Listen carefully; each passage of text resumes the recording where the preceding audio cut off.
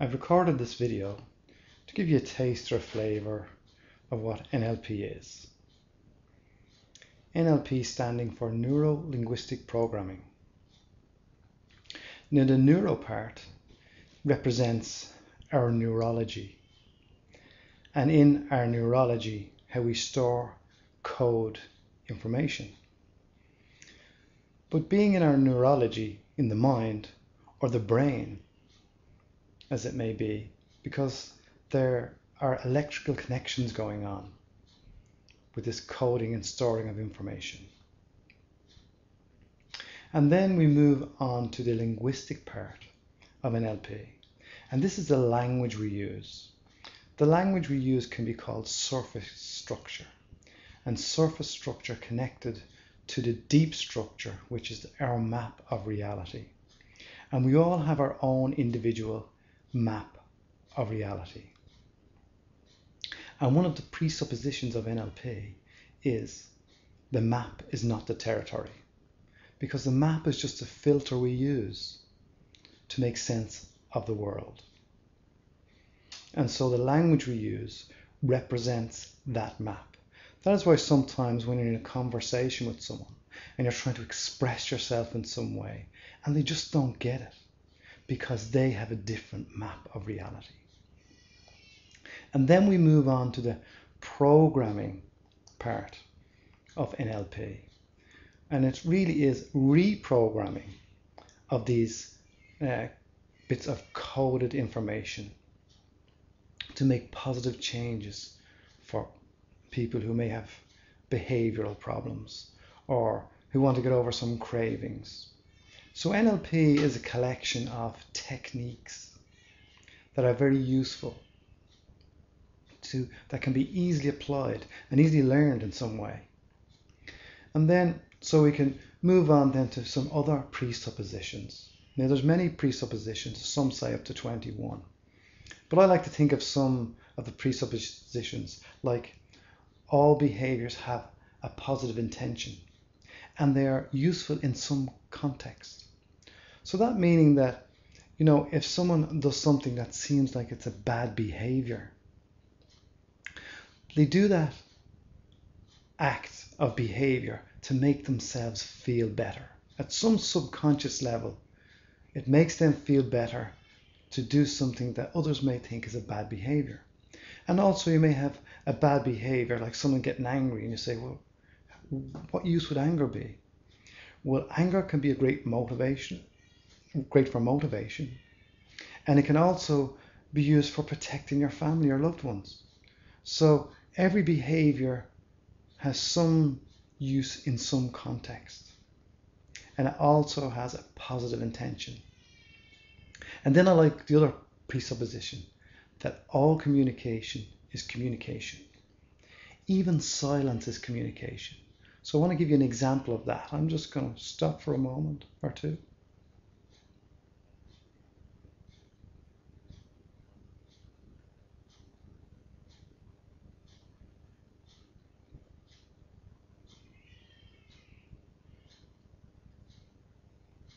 Now, while I didn't stay silent for too long, in those moments of silence, you are probably having some conversation in your mind.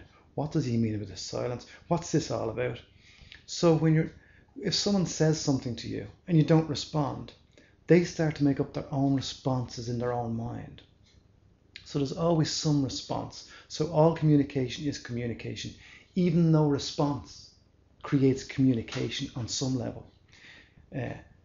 So then we move on to representational systems. And this is a very interesting thing, that we all use different representational systems as a primary for us, a primary representational system. And so we can discover those in the language someone uses. So I'll give you an example of the language someone may use to give you an idea of the representational systems. Now we're going to work on the major three representational systems that people would use as primary representational systems. We have the visual, the things we see, or we represent visually. Auditory, the things we hear, or the things we represent with our hearing. And kinesthetic, the things we feel, or the things we represent by touch in some way. And then we have two other senses that do come in to play at some point. Olfactory, sense of smell, and gustatory, sense of taste. And you will use these senses especially when you're choosing food. And of course the wine connoisseur, he will use the olfactory for the wine. But the main representational systems are the visual, auditory and kinesthetic. And how we will discover these is as we communicate with another person in some way. And that is what NLP really is. NLP is a communication tool and makes us excel in some way in our communication, because we begin to understand someone's inner world, inner reality, their subconscious thinking in some way. And that gives us more information, and them also more information, because they are unaware of how they communicate in that way. They're just aware that they communicate, and sometimes they don't understand why we don't get it, or why someone doesn't get it, because we're communicating at different frequencies. Someone's speaking in their main representational system in an auditory way, and another is speaking in a visual way, and they just don't meet, they pass by in some way. And so to give you an idea of that, just say, for example, someone goes in to choose a car, and they're a very visual person, and they go in and say, I really like the colour of that car, and I love the shape of that car. Now here's a person who is visual. Everything they see in that car, or think about in that car, is visual for the most part. And then you have the auditory person who goes in to choose the car, and they really like the sound of that stereo. That stereo really does it for them. And maybe it has Bluetooth in it, or they have a little USB connection to put their stereo and all their music on.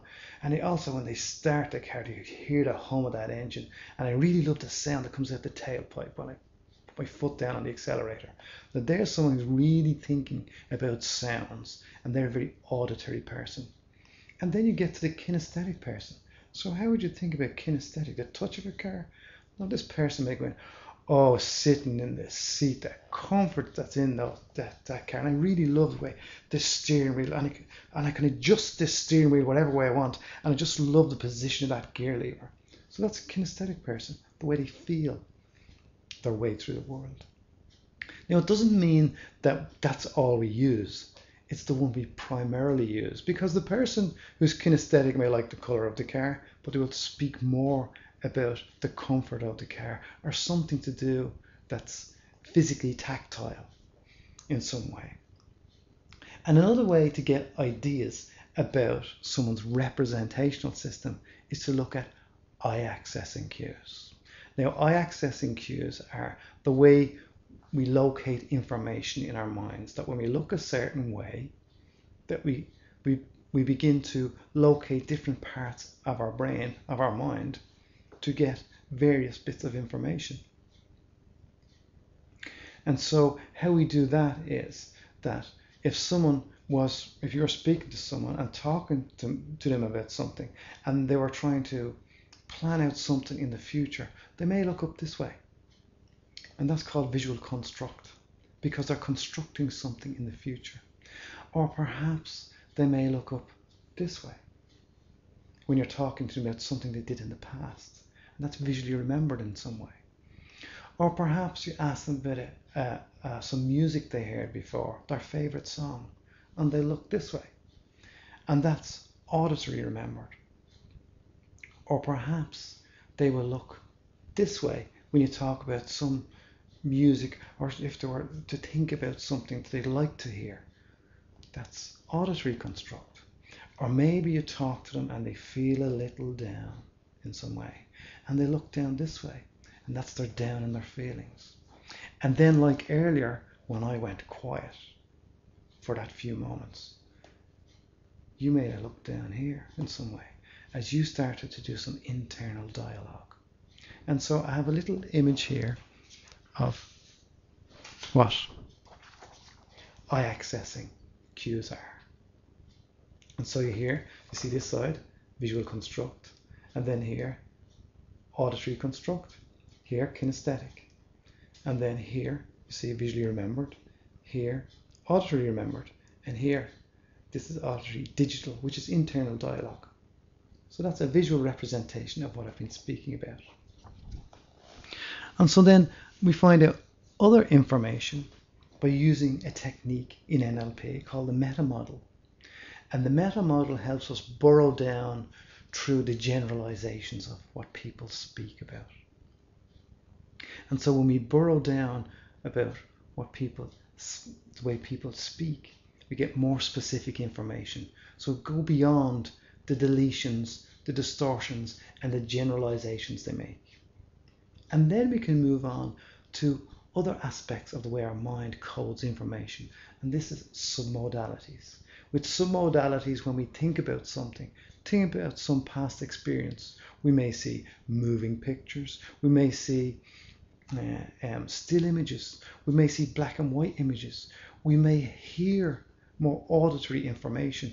The pictures may be fuzzy, hazy, off in the distance. We may be in the picture, which is looking out of our own eyes in the picture, and that is associated. Or we may be looking on at ourselves in that past experience, and that's disassociated. So this is what submodalities is about. And so in a few moments, I'm going to give you a demonstration in some way, and a little bit more information about anchoring. So we get back to that in a few moments. Anchoring. So what is anchoring? Anchoring is based on work by a man called Ivan Pavlov. And his work was to do a conditioned response. When he was working with some dogs as an experiment, he decided to ring a bell and feed the dogs. And he continued this on for a while, ringing the bell, feed the dog, ringing the bell, feed the dog. And then eventually what he decided to do was just ring the bell. And when he rang the bell, what happened was that the dogs would begin to salivate because they expected food. Now we all experience anchoring or conditioned responses in some way in our everyday life, just from our experiences in some way. Just for example, doorbell rings means someone's at the door. You may want to answer it, you may not want to answer it, but that's a conditioned response. Or perhaps if you're out driving in the car and next you hear the police siren behind you and you go, what did I do? Get nervous, and the police car just sails on by. They're not interested in you in any way whatsoever. Or perhaps another driving one would be red light, green light, which is an anchor, conditioned response. You come along to a red light, you must stop, or you're expected to stop, and green light, go. So these are other conditioned responses in some way. And I would like to think of other conditioned responses are anchors, is that when someone you care about perhaps gives you a hug, in some ways your response to that is that it makes you feel good. Or perhaps when you were younger or you did something well, someone patted you on the back. That was kind of a conditioned response in some way that made you feel that you'd done something well. And so they'd be, I would think, kinesthetic responses, the hug and the pat on the back. And then you have the other one where you see the traffic light, a visual one, or the ring at the door, and then you would have the police car behind you, the same, that they're auditory. So you have auditory, which are the ring at the door, and the police car. These are anchors, auditory anchors. And then we have the visual ones, the visual one being the traffic lights. These are visual anchors. And then the kinesthetic, touch in some way, kinesthetic anchors. So for our purposes here, we're going to work with a kinesthetic type anchor. And so to give you some sort of experience of how a kinesthetic anchor would work in some way, what we're going to do is we're going to use a technique called collapsing anchors. So we're going to get you to think about a negative experience and a positive experience. And we're going to create one anchor and then another anchor. And then we're going to fire one anchor, fire the next anchor. And the positive experience is going to be our resource anchor. And this, we will hope, will begin to allow that negative anchor to fade or change in some way. So what I'd like you to do is think of some recent experience where someone might have annoyed you. Just something simple, where someone just annoyed you slightly. We're not looking for any therapy session here. This is on camera here, so we're just looking for an experience of when someone annoyed you slightly in some way. Just think about that time when someone annoyed you recently in some way. And perhaps as you think about it, you may notice an image come to mind. Is it a still image or a moving image? Is it black and white or is it color? Are you looking out of your own eyes, associated, or are you looking on at yourself in that situation, disassociated?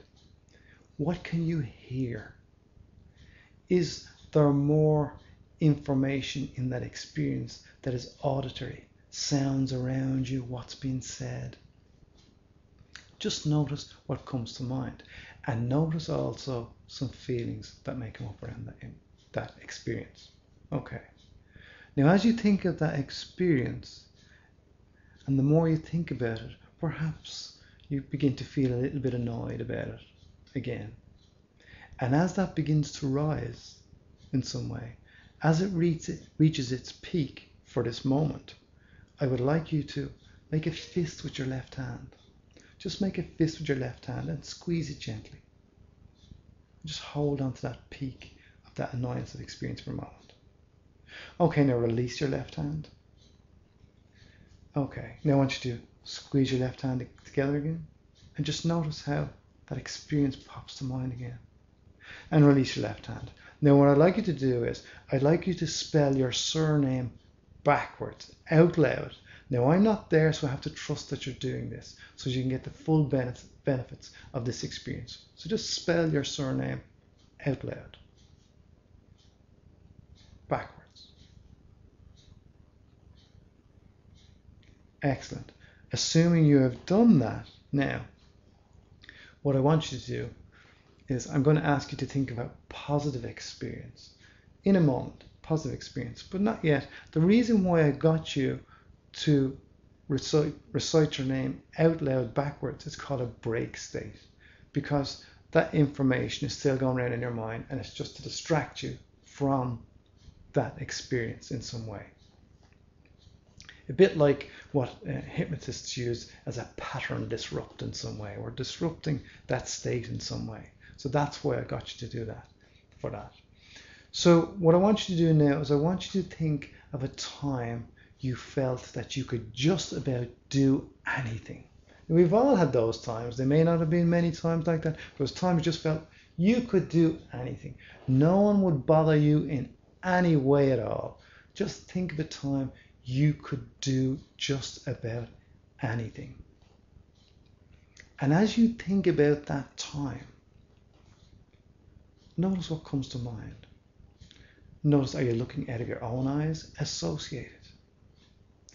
Is there color in that? Is it black and white? Is it a moving image or a still image? What sounds are going on in that experience? Is it people talking? Is it just noises in the background? What is it? Just notice what it is for yourself. And if there's an image there, make it as big and bright as you can. Actually magnify it in some way, just as though you put a huge big magnifying glass in front of it to make it really big, so you can feel all those good feelings again, feeling like you can really do it again. Feeling all those good feelings that you can just about do anything. Nobody could bother you in any way. You could just do anything anyone could ask you at that time. And as that experience becomes to grow and get more and more up to its peak, I would like you to squeeze your right hand and fist gently, holding on to that experience only as it reaches its peak, feeling all those good feelings. And release that now. Now squeeze your right fist together again. And notice all those good feelings begin to rush back in some way. And as a part of your mind knows how to multiply, I'd like that part of your mind to multiply those feelings, double them up in some way. So you can have double those good feelings. And as you feel those feelings double, just squeeze your fist gently as you feel them peak. You may feel it rush through your body in some way. Excellent, and release that now. Now what I'd like you to do now is squeeze your left fist and bring that annoying memory back to mind. And now squeeze your right fist and bring all those good feelings in. And just notice as you may feel like there's some sort of little battle go on inside you. And just feel those like an energy moving in some way. And as it begins to soften, release your left fist, holding on to all those good feelings. And now, release your right. Now what I'd like you to do is just think about that time that you felt annoyed and notice what has changed. And if you have not followed all my instructions, you can always go back and look at this portion of the video and go through the whole experience again. Now what you had was, in your left hand, you had a negative anchor. And in your right hand, you had a resource anchor. And the good thing is now, if you just squeeze that fist gently now, you'll notice that resource anchor still there in some way. So just release that now. And perhaps you may find some experience in the future, something coming up, and you may feel a little bit, maybe I can't do that. And you can just gently squeeze your fist and notice those good feelings coming back again, so that it can help alleviate any of the negative thoughts or feelings you have in some way about that upcoming experience. So the next demonstration I'm going to give to you is what's called nested loops. So wait for that. I'll be right back in a few moments. Nested loops. So what are nested loops? Well, nested loops can be like a story within a story within a story in some way. And it's taking someone from one place where they are, or a state they are, to a state you'd like them to be in a conversational way. Now, when I first heard about nested loops, I thought to myself, these are really difficult. I don't understand what this is all about.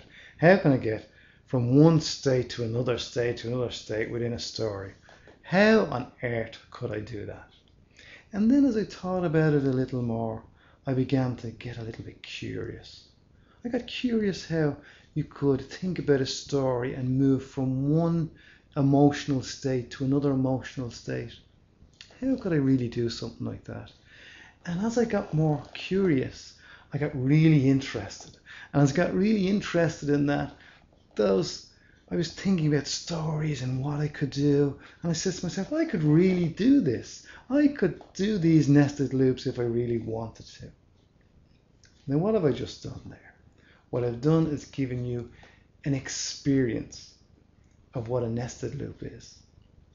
I started off from a place of feeling I couldn't do something. I just could not do it. And then I moved on to a place of, or a state, emotional state of curiosity.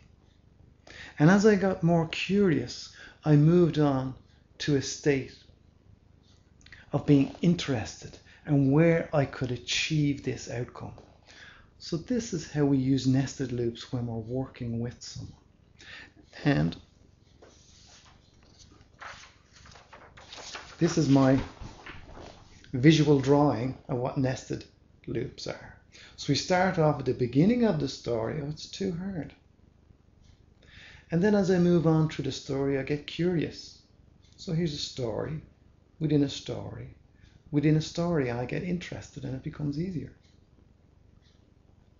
So now, if we're working with someone in some way, and they come in and they feel a little down in some way, so we can talk about, there was a time when I felt down and blah blah blah, I felt down because all these things were happening in my life. And then I thought, yeah, it's a nice day out there today. Perhaps I could go out and do something out there. I said, yeah, I really could go out and do it. It really makes me feel good looking out at that day. So here we are, we can move from one state to another state to another state. And it's just about being creative in some way and being more aware of what the client or person is telling you. So you can do this with your friends if they feel a little down or in some way they're very negative. Sometimes you can be around people who can be very negative, and sometimes you just need to gently move them in another direction. And that makes such a difference to your experience, because all of a sudden your friends aren't so negative and you can both have a more positive experience. So that's what nested loops are. So the next demonstration I'm going to give you is called the Circle of Excellence. So I'll be back in a few moments with the Circle of Excellence, and I'll see you then.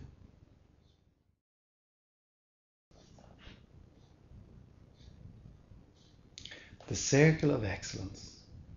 So what is the Circle of Excellence? Everyone likes a little bit more excellence in their life, or to feel good in a situation where they may not feel so good usually. So the Circle of Excellence is a combination of kinesthetic anchors and visual anchors. And so for the Circle of Excellence, what I want you to do is I want you to think of a time when you felt you could do anything. You could do anything, be anything. There was no negative thoughts in your mind. Perhaps you were doing something.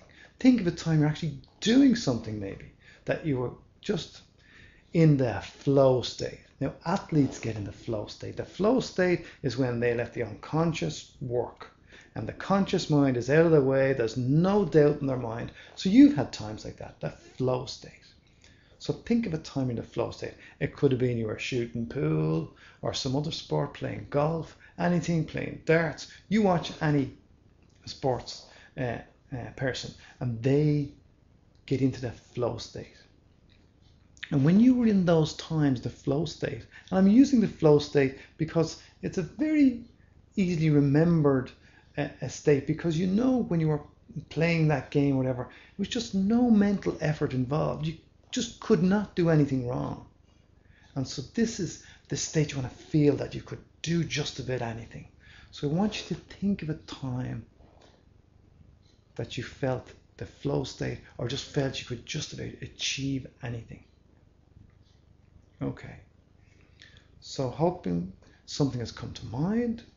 Now what I would like you to do is imagine there's a circle on the floor in front of you. A circle big enough that you could step into. And as you notice that circle on the floor, what color is that circle? Does it have an edge to the circle? Is it just a color, a rim of a circle, and there's no color in the middle? Or does it all fill in the color, the circle on the floor? Just notice that circle on the floor.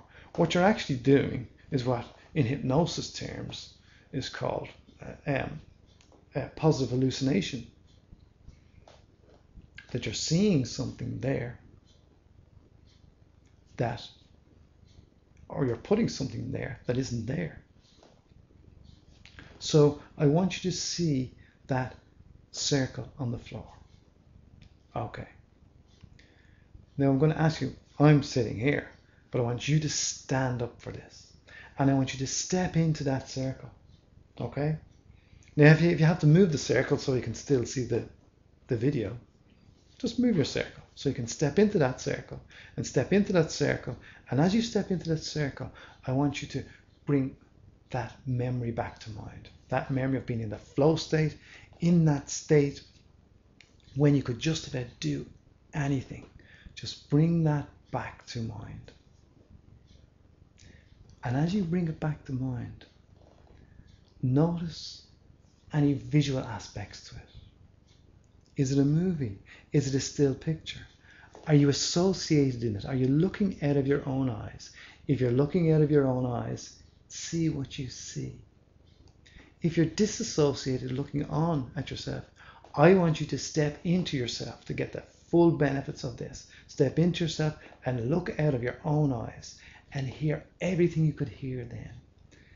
feel all those good feelings and see everything that's in colour in vivid, bright colours.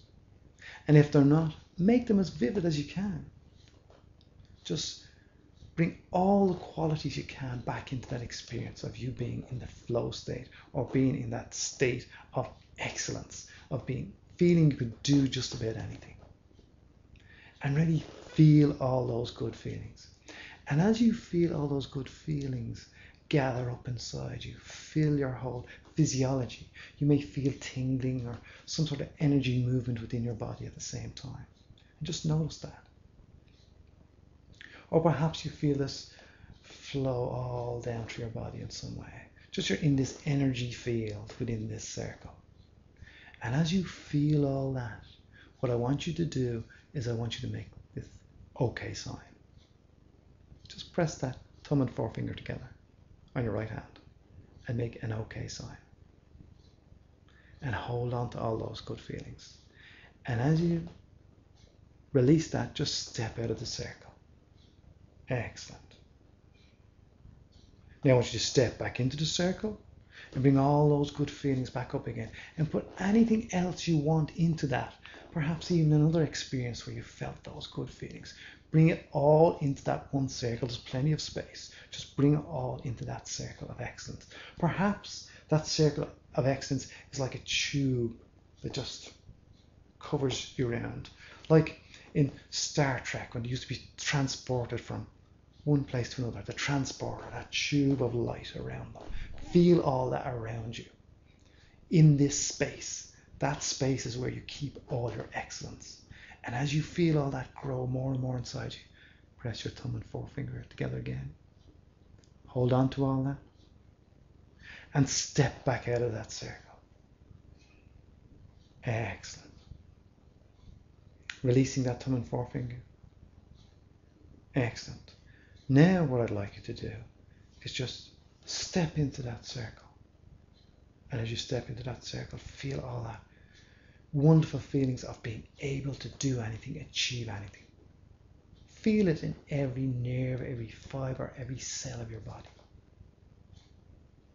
And step back out of that circle.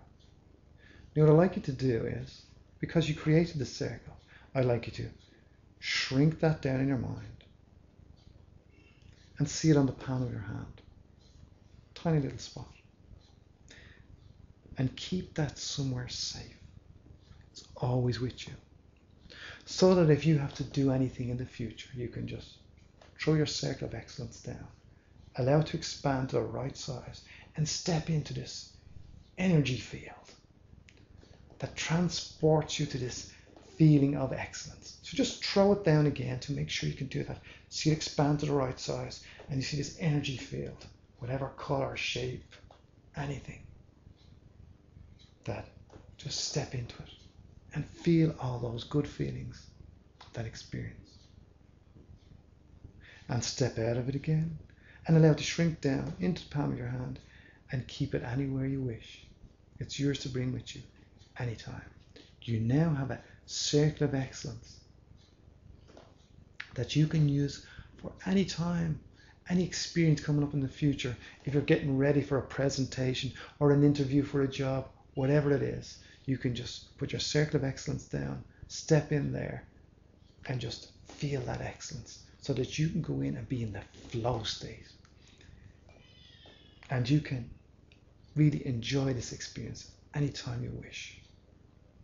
So I hope you enjoyed your demonstration and experience of the circle of excellence.